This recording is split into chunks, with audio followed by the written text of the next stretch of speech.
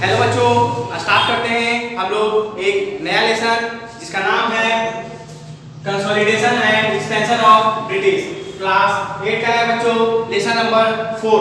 ठीक है, सोशल का। ठीक है बच्चों, सोशल में जो हिस्ट्री है उसका लेसन नंबर 4 है। ठीक है बच्चों, consolidation and expansion of British rule, British शासन का एकीकरण और विस्तार।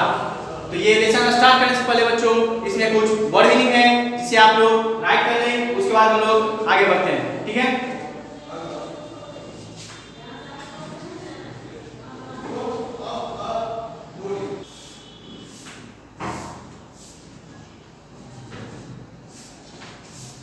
तो ठीक है बच्चों, आप लोग वर्ड मीनिंग आधा राइट कर चुके होंगे।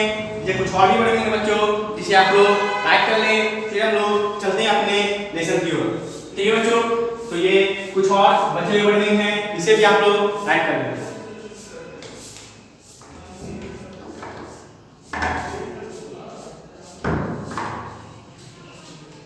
तो ठीक है बच्चों, आप लोग वर्ड मीनिंग राइट कर चुके होंगे। मैं इसे क्लीन करता हूँ और फिर चलते हैं हम लोग अपने वर्ड मीनिंग आगे अपना लेसन की ओर।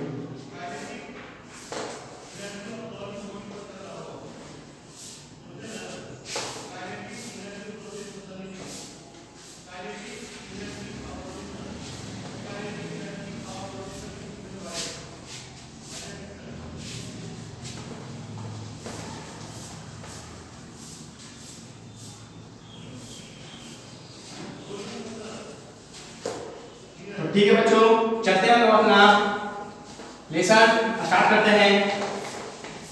मैं आप लोग पहले बताया था बच्चों कि जो मैं ये लेसन है उसको मैं पॉइंट वाइज, मतलब पॉइंट पॉइंट में अलग अलग पॉइंट करके मैं बांटूंगा और सभी पॉइंट के बारे में मैं आप लोग को थोड़ी थोड़ी बातें बताऊंगा।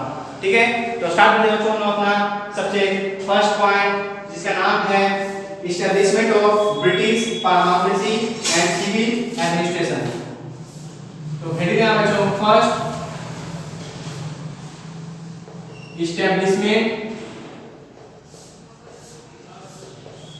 establishment of British parliamentary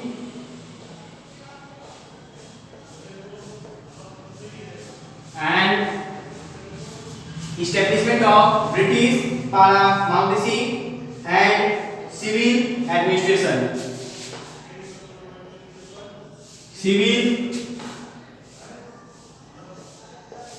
administration.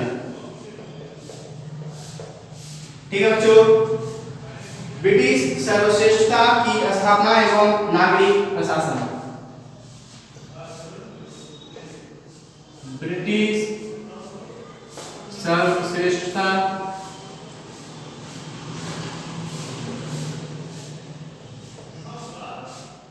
की स्थापना एवं नागरिक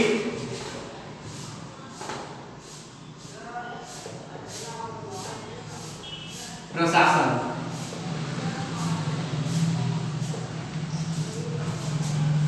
चलिए बच्चों, हम लोग इस पे कुछ बातें करते हैं। ब्रिटिश सर्वश्रेष्ठता की स्थापना एवं नागरिक प्रशासन के ऊपर।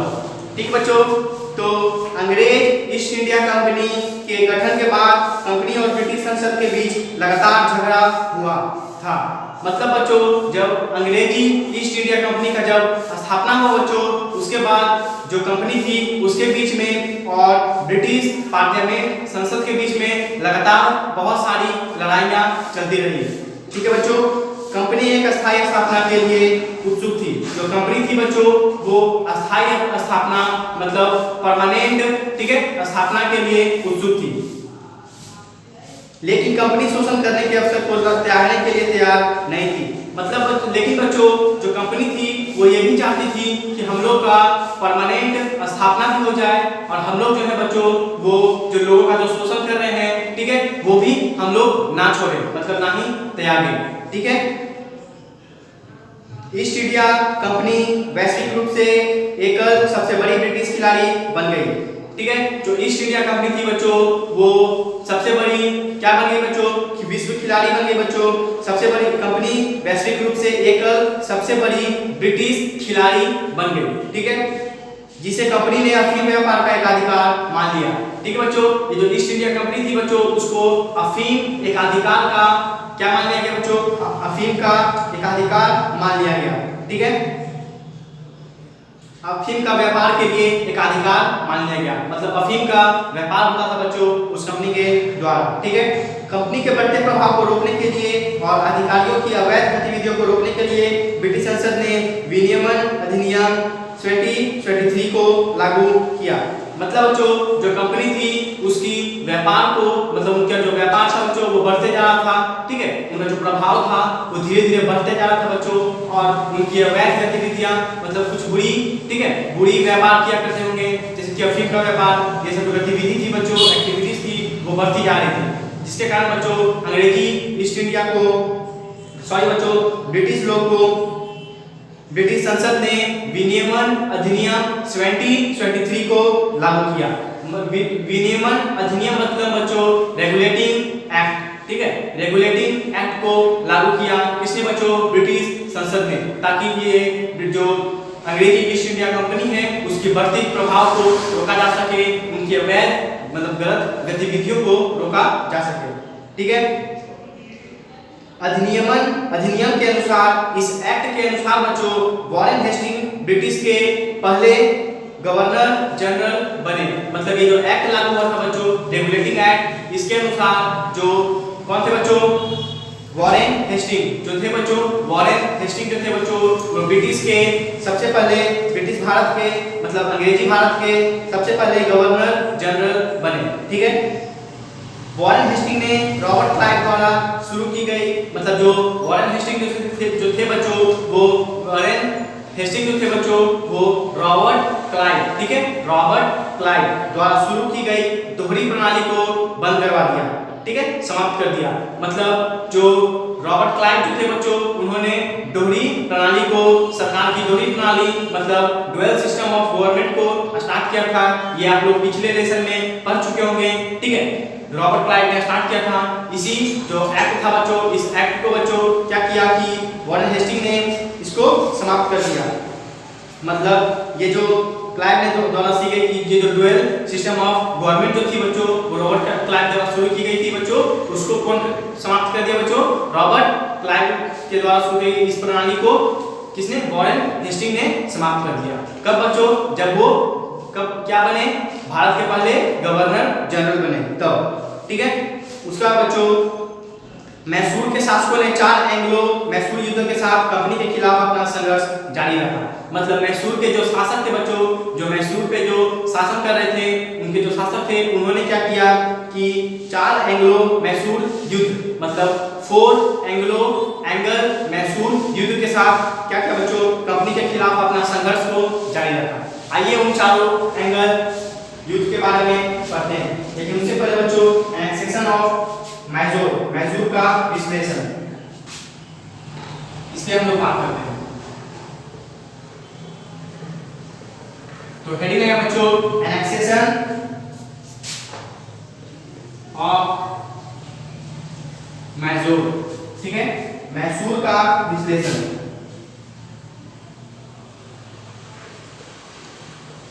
मैसूर का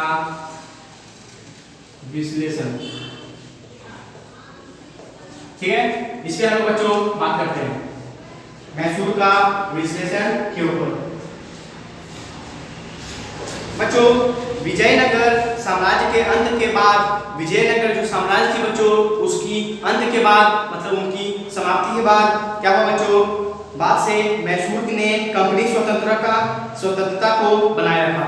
मतलब बच्चों विजयनगर का जो साम्राज्य था बच्चों, विजयनगर एक साम्राज्य था बच्चों, उसके अंत के बाद बच्चों मैसूर जो थी वो अपनी स्वतंत्रता को बनाए रखी। ठीक है, देर होने पर इसने मुगलों के अधिकार को स्वीकार कर लिया।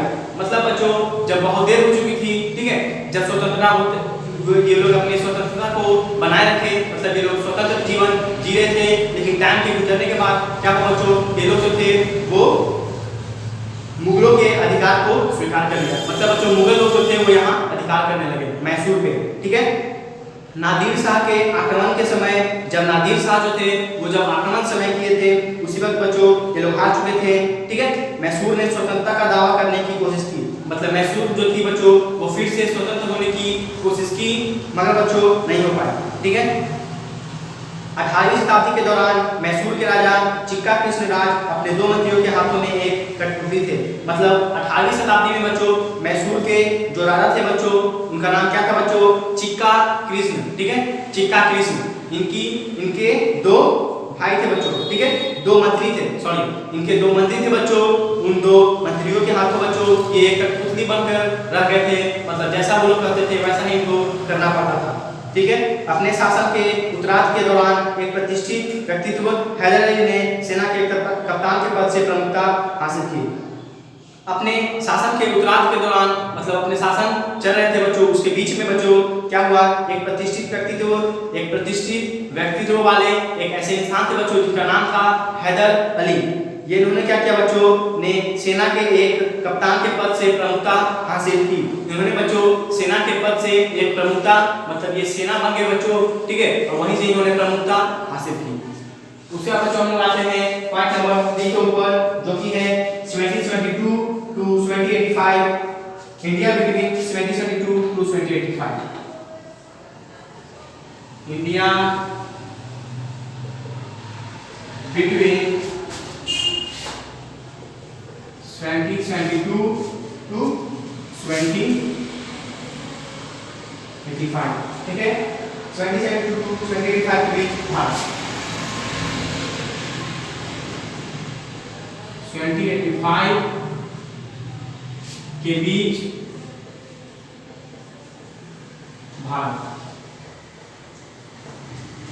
ठीक है बच्चों, 1772 से लेके 1785 के बीच भारत की क्या हालात थी, मतलब भारत की क्या हालात थी बच्चों 1772 से लेकर के 1785 के बीच में।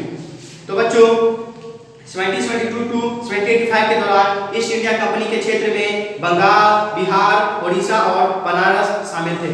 मतलब बच्चों जब 1772 से लेकर के 1785 के दौरान बच्चों जो कंपनी थी ईस्ट इंडिया कंपनी, उसके क्षेत्र में कौन कौन से आते थे बच्चों, जो उनका क्षेत्र था उस क्षेत्र में बंगाल आती थी बच्चों, बिहार आती थी, उड़ीसा और बनारस शामिल थे।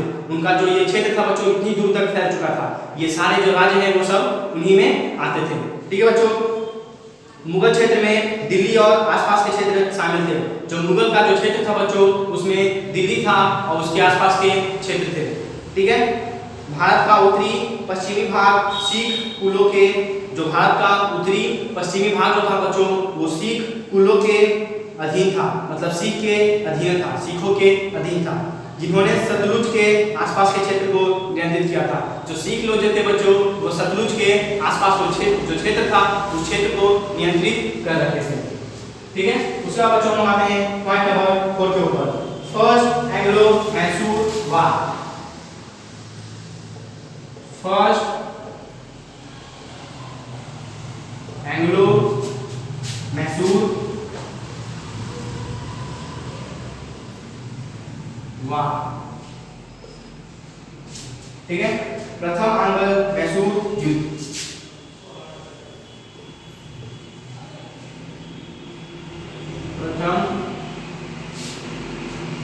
प्रथम एंग्लो मैसूर युद्ध।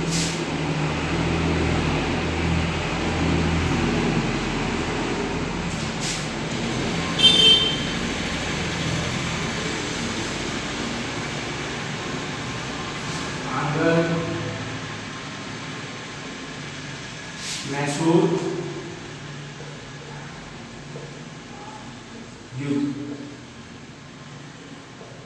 ठीक है, प्रथम आंग्ल मैसूर युद्ध के बारे में बच्चों हम लोग बात करते हैं, जो कि कब से कब तक चली थी बच्चों 1767 से लेके 1769 तक।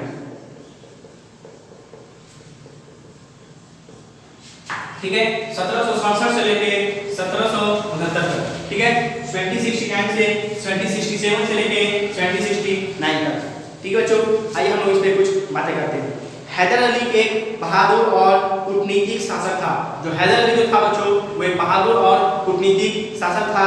1767 में, मतलब 1767 में जब गठबंधन सेनाओं ने उसके खिलाफ युद्ध छेड़ दिया तो उसने मराठाओं के साथ शांति बनाने और निजाम के क्षेत्रीय लाभ के साथ अंग्रेजों को हरा देने का फैसला किया। मतलब बच्चों जब बहुत सारे लोगों ने गठबंधन बना लिया और हैदर अली को हराने की कोशिश की, तो हैदर अली ने क्या किया बच्चों कि मराठाओं के साथ शांति बनाने और निजाम के क्षेत्रीय लाभ के साथ तो उसने मराठाओं के साथ शांति बनाने की कोशिश की और निजाम के क्षेत्रीय लाभ के निजाम के जो क्षेत्रीय थे उसके लाभ के साथ अंग्रेजों को हरा देने का फैसला किया। किन्होंने बच्चों? हैदर अली ने। ठीक है, और निजाम के साथ मिलकर अरकोट पर हमला कर दिया। और ये लोग इन्होंने क्या किया बच्चों कि निजाम के साथ मिलकर के अरकोट पर हमला कर दिया हैदर अली ने। ठीक है, उनके पुत्र टीपू सुल्तान ने मद्रास को घेर लिया और इनके जो पुत्र थे बच्चों टीपू सुल्तान, हैदर अली के पुत्र टीपू सुल्तान, उन्होंने क्या किया कि मद्रास को घेर लिया। लड़ाई डेढ़ साल तक जारी रही और अंग्रेजों को भारी नुकसान उठाना पड़ा। ये जो लड़ाई चली बच्चों, ये लड़ाई लगभग 1.5 साल तक चली बच्चों और इसके कारण जो अंग्रेज थे उनको बहुत भारी नुकसान का सामना करना पड़ा। पॉइंट नंबर 5 को पढ़ाते हैं बच्चों, सेकेंड एंग्लो मैसूर वार। सेकेंड एंग्लो मैसूर वार। ठीक है, द्वितीय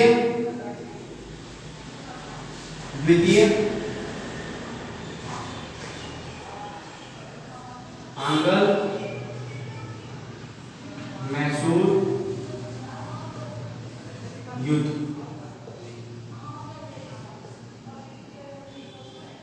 ये कब से कब तक चली बच्चों?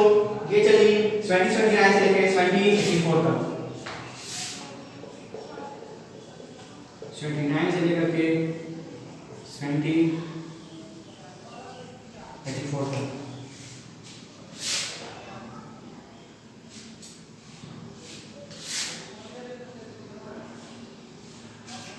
ठीक है बच्चों, 2029 से लेके 2084 तक जो लड़ाई चली बच्चों उसका नाम था सेकेंड एंग्लो मैसूर वार। ठीक है, इस पे हम लोग बातें करते हैं बच्चों। 2021 में मराठाओं के खिलाफ युद्ध के दौरान हैदर अली ने अंग्रेजों की वफादारी का परीक्षण किया। मतलब 2021 में बच्चों जब मराठाओं के खिलाफ युद्ध चल रही थी तो उसके दौरान हैदर अली जो थे बच्चों उन्होंने अंग्रेजों का क्या किया बच्चों? वफादारी का क्या किया? परीक्षण दिया कि ये जो अंग्रेज जो है बच्चों वो वफादार है या नहीं है। लेकिन बच्चों जो अंग्रेज थे वो वफादार नहीं निकले, जिसके कारण बच्चों जो हैदर अली थे उन्होंने अंग्रेजों को सबक सिखाने की ठान ली। ठीक है, वैश्विक स्तर पर उन्होंने अवसर मिला। जब उन्होंने सोच लिया कि अब अंग्रेजों को हराना है तो उन्होंने क्या किया? मतलब सबक सिखाना है तो उनको वैश्विक अवसर पर एक अवसर मिला। ठीक है, वैश्विक स्तर पर ठीक है एक अवसर मिला। एंग्लो फ्रांसीसी युद्ध। एंग्लो फ्रांसीसी युद्ध 2028 में शुरू हुआ।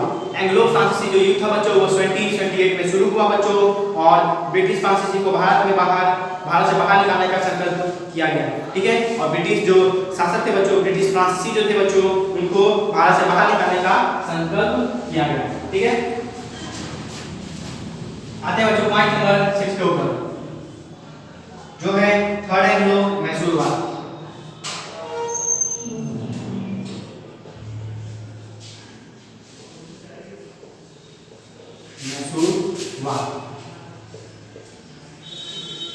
ठीक है, तीसरा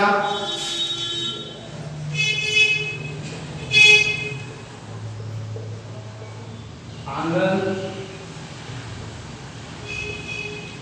मैसूर युद्ध। ये कब से कब तक चला बच्चों? ये चला 2029 से लेके 2092 तक।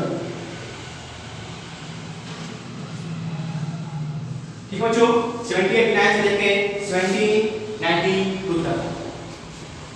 इसमें हम लोग बातें करते हैं बच्चों थर्ड एंग्लो मैसूर वार के ऊपर।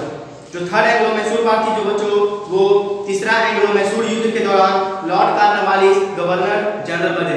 जब ये लड़ाई हुई थी बच्चों, ये इस युद्ध के दौरान बच्चों लॉर्ड कॉर्नवालिस जो थे वो गवर्नर जनरल बने। 2089 में टीपू सुल्तान ने अंग्रेजों के एक सहयोगी त्रावणकोर पर हमला किया। जब 2089 में बच्चों टीपू सुल्तान ने क्या किया कि अंग्रेजों के एक सहयोगी थे बच्चों, उसका नाम था त्रावणकोर। नाम नहीं बच्चों, ये त्रावणकोर एक थे जिन पे ये टीपू सुल्तान ने हमला कर दिया। अंग्रेजों ने निजाम और मराठाओं के साथ ट्रिपल गठबंधन बनाया। जो अंग्रेज थे बच्चों, उन्होंने क्या किया कि निजाम के साथ और मराठाओं के साथ एक ट्रिपल गठबंधन बनाया और इस गठबंधन के बनाने के बाद युद्ध 2 साल तक चला, लेकिन British major general Meadows Tipu Sultan को दबा नहीं सके। लेकिन बच्चों इस युद्ध के दौरान भी बच्चों क्या हुआ कि ये जो युद्ध था बच्चों वो 2 साल तक चली, ठीक है। और इस युद्ध के दौरान भी बच्चों जो ब्रिटिश मेजर जनरल मेडोज जो थे वो टीपू सुल्तान को दबा नहीं सके, ठीक है। शुरुआत में टीपू ने अपनी राजधानी की अच्छी तरह से बचाव किया। शुरुआत में बच्चों टीपू सुल्तान ने अपनी राजधानी की अच्छी तरह से बचाव किया, लेकिन बच्चों और कार्नवालिस को पीछे हटने के लिए मजबूर किया और कार्नवालिस जो थे बच्चों, कार्नवालिस उनको पीछे हटने पे मजबूर कर दिया टीपू सुल्तान ने।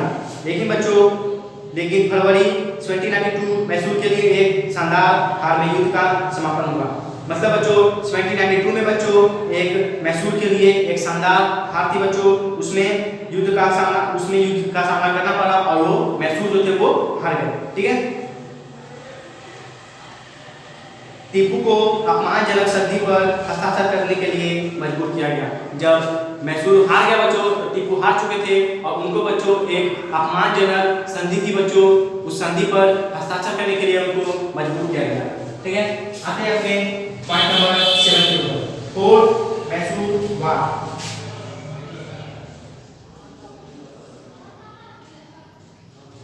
फोर्ट मैसूर वार, ठीक है। चौथे मैसूर युद्ध।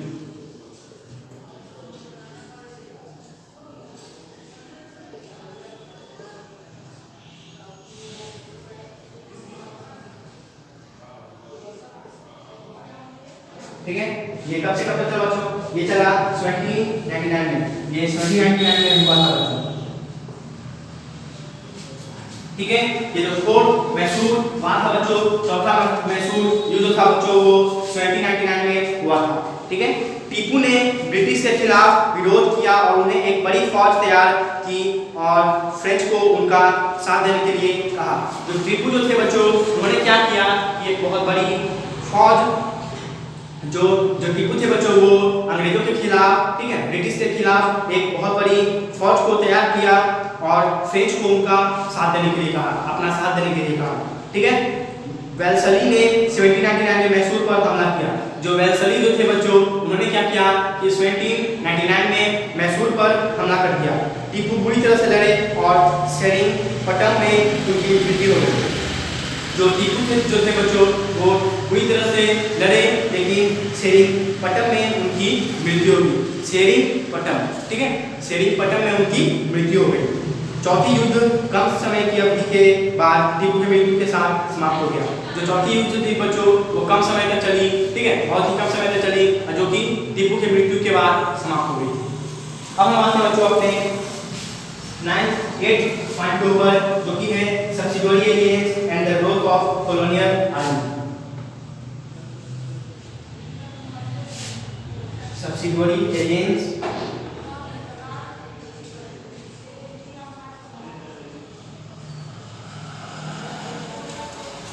subsidiary alliance and the growth of colonial army.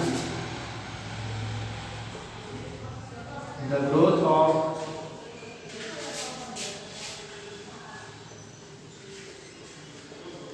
colonial army, ठीक है। सहायक मित्र और सेना निवेश में वृद्धि।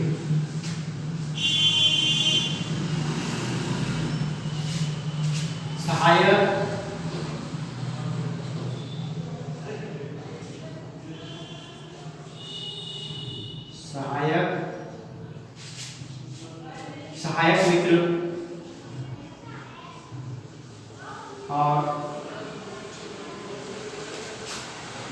सेना निवेश में वृद्धि।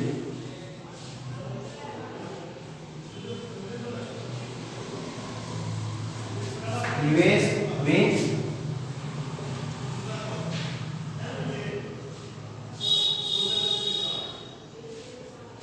वृद्धि, ठीक है। इस पॉइंट नंबर 8 के ऊपर बच्चों हम लोग बात करते हैं। बात करते हैं बच्चों ब्रिटिश गठबंधन के अधीन आने वाले जो ब्रिटिश गठबंधन जो थे बच्चों उनके अधीन आने वाले राज्य थे वो कौन थे बच्चों? अवध थे, हैदराबाद, ग्वालियर, इंदौर, उदयपुर थे। ठीक है, ये सब कुछ राज्य थे बच्चों जो कि ब्रिटिश गठबंधन के अधीन आते थे। ठीक है, इस प्रणाली को ध्यान में रखते हुए उन्होंने प्रभावी रूप से अंग्रेजों के वर्चस्व को स्वीकार किया।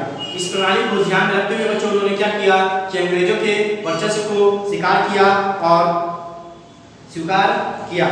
ठीक है, दूसरी ओर इस प्रणाली ने ब्रिटिश के लिए फायदेमंद साबित हुई क्योंकि बच्चों इन्होंने भारी क्षेत्रीय लाभ कमाया। क्योंकि बच्चों ब्रिटिश को बहुत ही फायदा हो रहा था, इसीलिए जो जो जो फायदेमंद था ये जो प्रणाली जो स्टार्ट हुई थी बच्चों, सिस्टम जो स्टार्ट हुई थी उस सिस्टम के कारण बच्चों बहुत ही फायदा हुआ ब्रिटिश लोग को। ठीक है, ये जो गठबंधन हुआ बच्चों इसके कारण बहुत ही फायदा हुआ ब्रिटिश लोग को, इसलिए फायदेमंद साबित हुई ब्रिटिश लोग के लिए, इनको बहुत फायदा हुआ।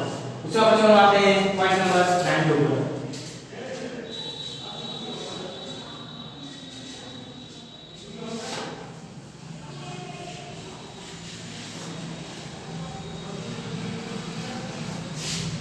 पॉइंट नंबर 9 के ऊपर बच्चों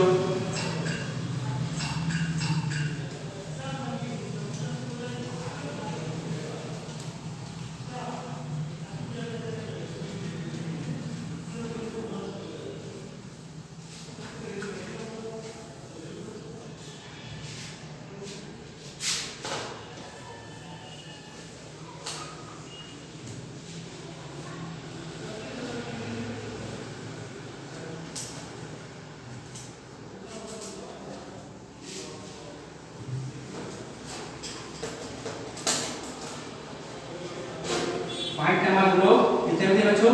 9 में। फिर पॉइंट नंबर 10 में आते हैं जो कि है annexation of, point number 9 annexation of the Maratha state, of the Maratha state. ठीक है, मराठा राज्य की मान्यता, मराठा राज्य की मान्यता। हम लोग बच्चों इस पॉइंट नंबर 9 के ऊपर बात करते हैं मराठा राज्य की मान्यता के ऊपर। ठीक है, तो ठीक है बच्चों, बात करते हैं हम लोग अपने कौन से पॉइंट में थे बच्चों? पॉइंट नंबर 9 के ऊपर annexation of the Maratha state, Maratha राज्य की मान्यता। तो ठीक है बच्चों, आशा करते हैं कर्नाटक और डेक्कन क्षेत्रों के नियंत्रण के, कर्नाटक जो थे बच्चों और डेक्कन क्षेत्रों के नियंत्रण के बाद लॉर्ड डलहौजी, लॉर्ड वेलेजली, ठीक है, लॉर्ड वेलेजली, ठीक है, लॉर्ड वेलेजली ने मराठाओं का ध्यान आकर्षित किया। ठीक है, अंग्रेजों ने मराठा वंशों के भीतर आंतरिक संघर्ष का लाभ उठाया। जो अंग्रेज थे बच्चों वो मराठा वंशों के भीतर जो आंतरिक संघर्ष चला था बच्चों उसका फायदा उठाया। ठीक है, उसका बच्चों हम आते हैं पॉइंट नंबर 10 के ऊपर, द फर्स्ट एंग्लो मराठा वार, पहला एंग्लो मराठा युद्ध के ऊपर। ठीक है, पेशवा माधवराव की मृत्यु 1722 में हुई। जो पेशवा माधवराव जो थे बच्चों उनकी मृत्यु हुई 1722 में, और ये उनके भाई नारायण राव की वजह से सफल रही। और ये किसके कारण हुआ बच्चों उनकी मृत्यु? इनका जो भाई थे बच्चों नारायण राव की वजह से। ठीक है, वह उनके चाचा रघुनाथ राव के हाथों मारे गए। ये जो थे बच्चों वो जो नारायण थे बच्चों वो क्या हुआ कि रघुनाथ राव के हाथों, जो उनके चाचा थे जिनके हाथों मारे गए। ठीक है, ब्रिटिश इनका साथ देते थे, लेकिन मराठा वापस आए नारायण राव का बेटा माधवराव टू। ठीक है बच्चों, जो ब्रिटिश थे बच्चों वो इनका साथ देते थे, इनके जो चाचा थे उनका नाम था रघुनाथ राव, उनका साथ देते थे।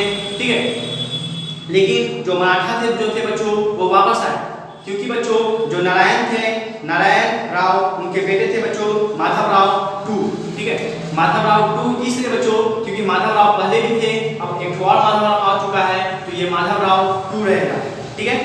माधवराव 2 आए। एक युद्ध शुरू हुई, महान मराठा मंत्री द्वारा मराठाओं ने रघुनाथराव और उनके ब्रश के खिलाफ लड़ाई लड़ी, ठीक है। एक युद्ध शुरू हुई बच्चों, उसमें क्या हुआ कि महान मराठा मंत्री थे द्वारा मराठाओं ने रघुनाथराव और उनके ब्रश के खिलाफ लड़ाई लड़ी, ठीक है। उसके बाद बच्चों हम आते हैं पॉइंट नंबर 11 के ऊपर, द सेकंड एंग्लो मराठा वार, द्वितीय आंग्ल मराठा युद्ध के ऊपर, ठीक है बच्चों। पेशवा माधवराव 2 की 1796 में मृत्यु हो गई। तो पेशवा माधवराव 2 जो थे बच्चों उनकी मृत्यु हो गई 1792 में, ठीक है, 1796 में, ठीक है बच्चों, 1796 में। ब्रिटिश सेना ने पेशवा की राजधानी पूना पर कब्जा कर लिया। जो ब्रिटिश जो सेना थे बच्चों उन्होंने पेशवा की राजधानी जो थी पूना वहां पे कब्जा कर लिया, ठीक है। अंग्रेजों ने पेशवा स्थापित किया और होलकरों को बाहर निकाल दिया। अंग्रेज जो थे बच्चों उन्होंने पेशवा को स्थापित किया और होलकर जो थे बच्चों उनको बाहर निकाल दिया, ठीक है। भारत के गवर्नर जनरल लॉर्ड वेलेस्ली ने अब मराठाओं को सहायक प्रणाली के तहत लाने का फैसला किया। जो थे बच्चों भारत के गवर्नर जनरल लॉर्ड वेलेस्ली जो थे बच्चों उन्होंने क्या किया, अब भारत को सहायक प्रणाली के तहत लाने का फैसला किया, ठीक है। मराठाओं को भारत लाने का फैसला किया, किसके तहत बच्चों, सहायक प्रणाली के तहत, ठीक है। इस युद्ध ने मराठाओं की शक्ति और प्रतिष्ठा को गहरी चोट पहुंचाई। और ये जो युद्ध हुई बच्चों इसने क्या किया, युद्ध चली बच्चों, कौन सी युद्ध थी, द सेकंड एंग्लो मराठा युद्ध।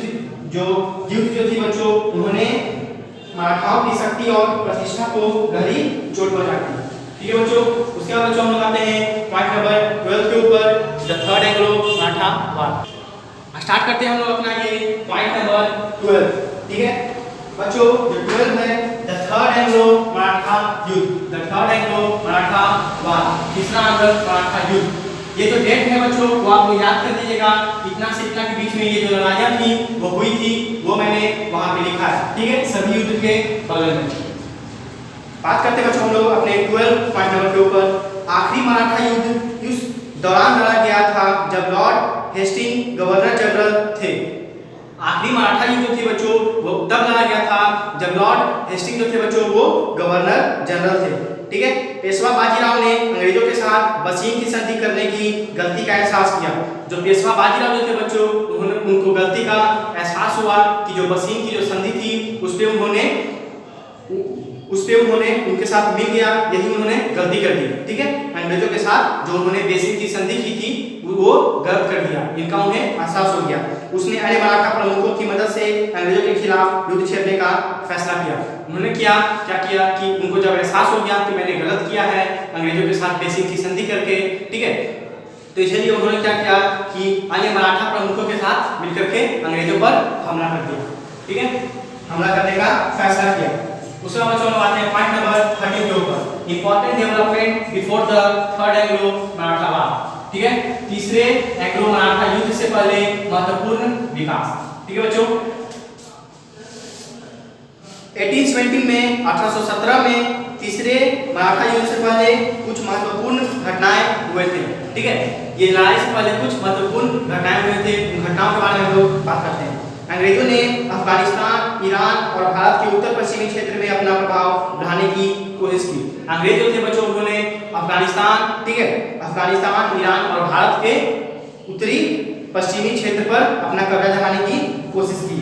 वे सतलुज नदी पर तक अपने नियंत्रण का विस्तार करने में सफल रहे। उन्होंने सतलुज नदी तक जो अंग्रेज थे वो सतलुज नदी तक अपना विस्तार करने में, अपना नियंत्रण करने में कामयाब हो चुके थे। उसके बाद बच्चों इस प्रकार जब तक कि तीसरा मराठा युद्ध शुरू हुआ अंग्रेजों ने भारत में इसके कारण बच्चों जब तक कि तीसरा जो मराठा युद्ध शुरू होती तब तक अंग्रेज जो थे बच्चों उन्होंने भारत में सर्वोच्च राजनीतिक के रूप में खुद को स्थापित कर दिया था, ठीक है। उसमें आते हैं बच्चों लोग अपने पॉइंट नंबर 14 के ऊपर, एनेक्सेशन ऑफ पंजाब का विश्लेषण, ठीक है। महाराजा रणजीत सिंह जो थे बच्चों पंजाब के शेर के रूप में जाने जाते थे। जो महाराजा रणजीत सिंह जो थे बच्चों वो पंजाब के शेर के रूप में जाने जाते थे। एक स्वतंत्र सिख राज्य पंजाब के संस्थापक थे वे एक गतिशील सिख नेता के रूप में उभरे। ये जो थे बच्चों कौन? महाराजा रणजीत सिंह। जो महाराजा रणजीत सिंह जो थे बच्चों वो क्या थे?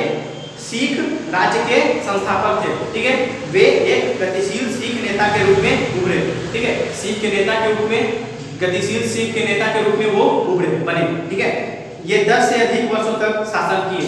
ये जो थे बच्चों वो सिखों पर 10 से अधिक वर्षों तक शासन किए। ठीक है, सिखों पर नहीं बच्चों, सिखों के संस्थान के ऊपर। ठीक है, दूसरा बच्चों आते हैं पॉइंट नंबर 15 के ऊपर, द फर्स्ट एंग्लो सिख वार। ठीक है, द फर्स्ट एंग्लो सिख वार, पहला एंग्लो सिख युद्ध के ऊपर। तो बच्चों 1839 में 1839 में महाराजा रणजीत सिंह की मृत्यु के बाद सिख राज्य ने राजनीतिक अस्थिरता का दौरा देखा। जब महाराजा रणजीत सिंह की मृत्यु हुई बच्चों तब सिख लोगों ने क्या देखा कि राजनीतिक अस्थिरता मतलब राजनीतिक, ठीक है, अस्थिर होती जा रही है। ठीक है, ये सब का दौरा उन्होंने देखा सिख ने, क्योंकि सिंहासन पे कई दावेदार थे और ये इसलिए देखा जा रहा था बच्चों, देखना पड़ रहा था राजनीतिक अस्थिरता। ठीक है, इसलिए देखना पड़ रहा था क्योंकि सिंहासन पे बैठने के लिए बहुत सारे दावेदार आ चुके थे। कोई चाहता था कि मैं बैठ जाऊं, कोई चाहता था कि मैं बैठ जाऊं, जिसके कारण राजनीतिक अस्थिरता हो रही थी।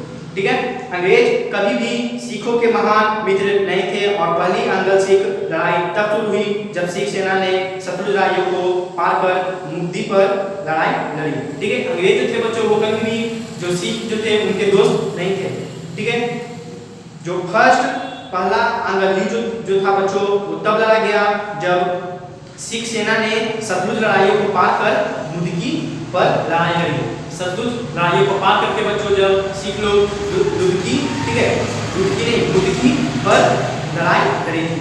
दिलीप सिंह को लाहौर के शासक के रूप में पहचाना जाता है। जो दिलीप सिंह है बच्चों उनको लाहौर के शासक के रूप में पहचाना जाता है। ठीक है, भारी युद्ध क्षतिपूर्ति का भुगतान करने के अलावा उन्हें कश्मीर को अंग्रेजों को सौंपने के लिए मजबूर किया गया।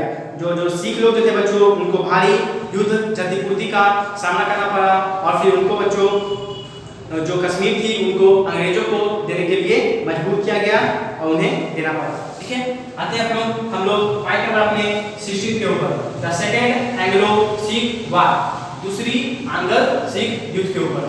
ठीक है, दूसरी आंग्ल सिख युद्ध थी बच्चों लाहौर संधि सिखों के लिए अपमानजनक भी थी। ठीक है, लाहौर संधि सिखों के लिए अपमानजनक थी। क्यों बच्चों?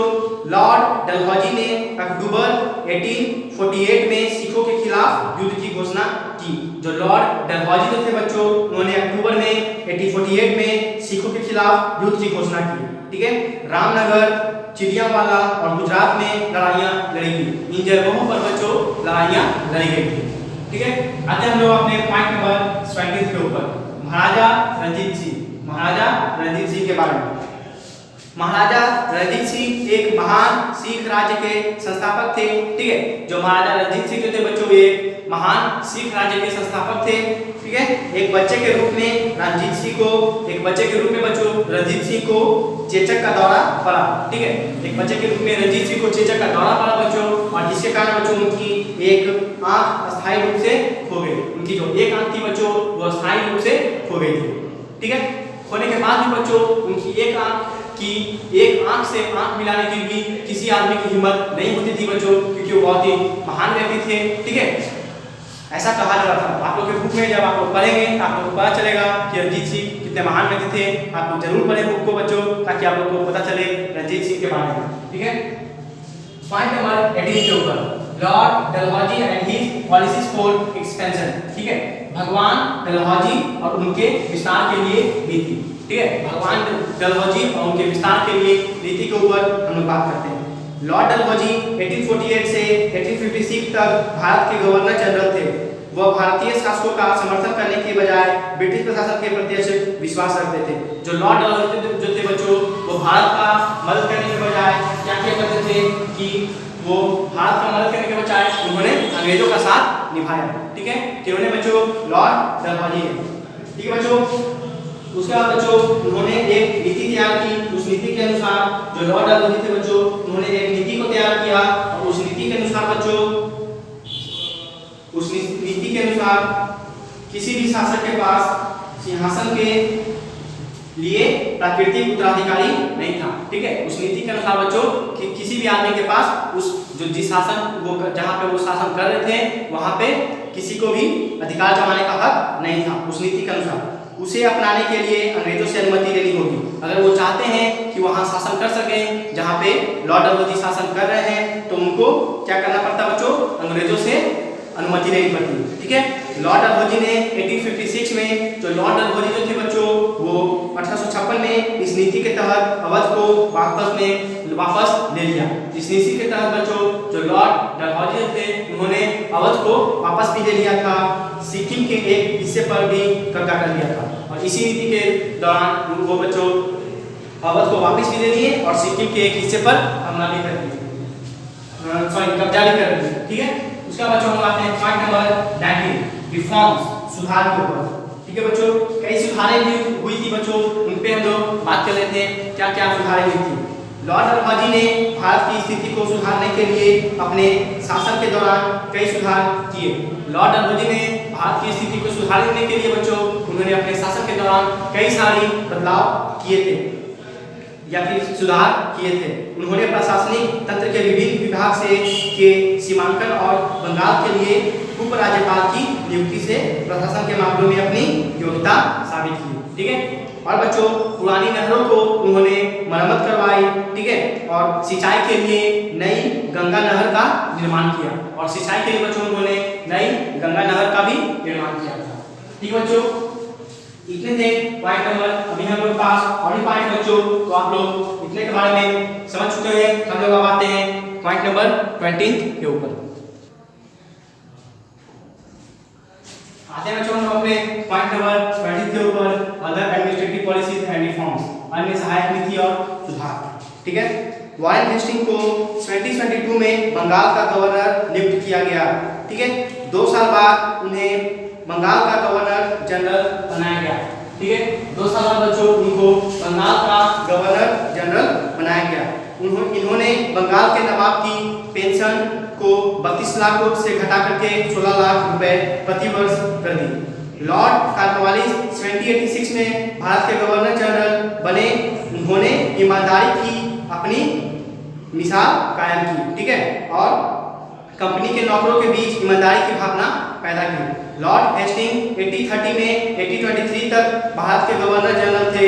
उन्होंने नेपाल के खिलाफ युद्ध छेड़ दिया और ब्रिटिश साम्राज्य का विस्तार किया।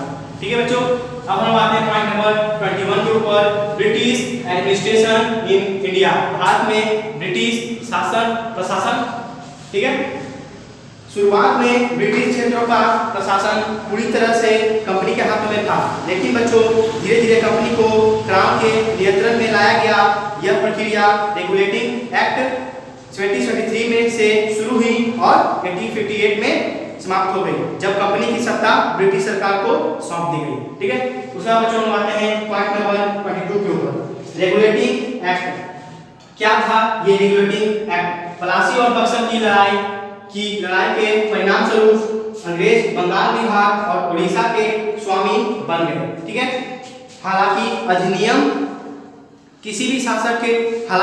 जो था बच्चों वो अधिनियम विफल हो गया, क्योंकि गवर्नर्स जनरल और परिषद की शक्तियों का स्पष्ट उल्लेख नहीं किया गया था, इसलिए उससे उनके बीच अक्सर विवाद होता था। Pitt's India act. ठीक है बच्चों, पिट्स इंडिया एक्ट के बारे में हम बात करते हैं। ब्रिटेन के प्रधानमंत्री ने 1784 में नियामक अधिनियम की कमियों को दूर करने के लिए पिट्स एक्ट की शुरुआत की। ठीक है, उसके बाद बच्चों आते हैं हम लोग अपने चार्टर एक्ट के ऊपर। पिट्स इंडिया एक्ट के अलावा